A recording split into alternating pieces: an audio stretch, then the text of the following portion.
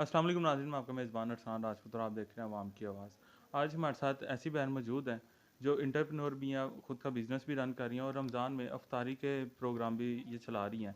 तो आइए इनसे जानते हैं किस तरह से ये अपने बिज़नेस को भी चला रही हैं और इफ्तार का प्रोग्राम जो है वो भी रमज़ान में लेके चल रही हैं। अस्सलाम वालेकुम। वालेकुम अस्सलाम। अच्छा बहन बताइए किस तरह से आप ये सारे काम को लेके चल रही हैं, इफ्तार भी करवा रही हैं और उसके अलावा आप सोशल एक्टिविस्ट भी हैं, एंटरप्रेन्योर भी हैं। तो सब चीज़ों को किस तरह से साथ-साथ लेके चल रही हैं? अच्छा जी, ऐसा है कि जो है वो ऑलरेडी मैं सोशल मीडिया एक्टिविस्ट हूँ, वो सारे काम कर रही हूँ और मेरा जो अपना बिज़नेस है आफरीन प्रिंटर्स डॉट पीके के नाम से है। और वो जो बिज़नेस है बिल्कुल उसमें से इतनी अर्निंग हो जाती है कि हम खुद भी सब कुछ यानी कि अपना घर भी चला लेते हैं और आगे लोगों को भी डिस्ट्रीब्यूट करते हैं।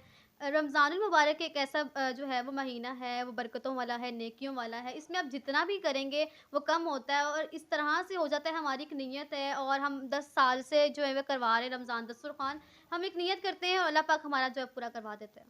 किस तरह से काम करने का ख़्याल आया कि दस्तरख़्वान लगाएँ और दूसरे लोगों को इफ़्तार करवाएँ?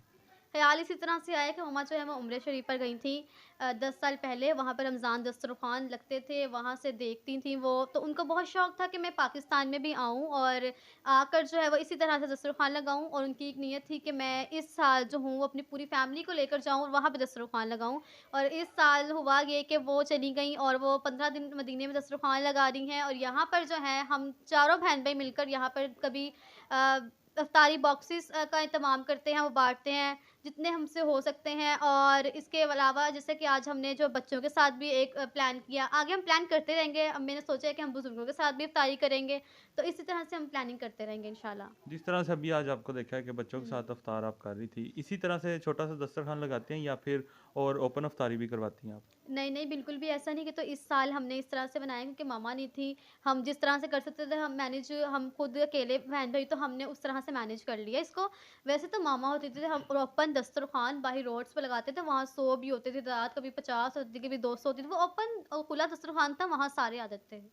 तो दस्तरख़्वान पे लाखों रुपया खर्च करते हैं, हुँ। तो इसमें आपको कोई फंडिंग वग़ैरह भी होती है या फिर खुद से ही सारा मैनेज करते हैं आप? नहीं, फंडिंग वगैरह हमें कहीं से भी नहीं आती है।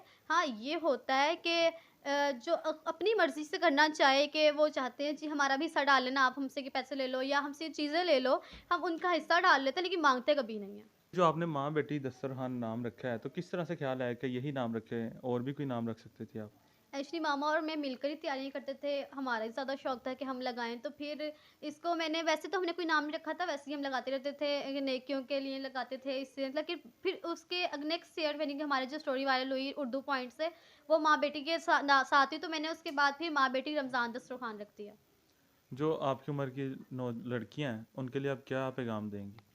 उनके लिए यही पैगाम दूँगी कि आप जो हैं अपनी स्टडी के साथ-साथ अपने तमाम उन वर्किंग के साथ जो आप लोग कर रही हैं, इस चीज़ों को भी आगे ज़रूर लेके आएँ क्योंकि ये कोई दिखावा नहीं होता है, ये अच्छा मोटिवेशन है आप सबके लिए कि रमज़ानुल मुबारक के महीने में हो गए, वैसे भी आप जो है किस तरह से नेकियां करना चाहें वो ज़रूर करें क्योंकि हमारी आवाम समझती है कि शायद हम ये दिखावा कर रहे हैं, कुछ इस तरह की बातें, ऐसा कुछ भी नहीं है और हमारा रुझान बिल्कुल भी इस तरह का नहीं है कि हम इस तरह से करें।